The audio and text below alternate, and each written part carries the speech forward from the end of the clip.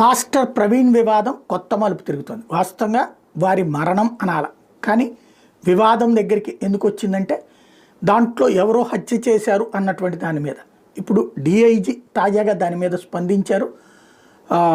ఆయన బయలుదేరి వచ్చేటప్పుడు మధ్యలో విజయవాడలో కొద్దిసేపు ఆగారు, ఒక 3 గంటల దాకా. ఎవరితో కలిశారో ఇన్వెస్టిగేట్ చేస్తున్నామని. వాస్తవంగా విజయవాడలో ఎవరితో కలిసి ఆగినా చనిపోయింది అక్కడ గోదావరి జిల్లా దగ్గర. అసలు అక్కడ అది మరణమా హత్య ఆత్మహత్య అనేది కాకుండా మధ్యలో ఇదొకటి నడుస్తుంది.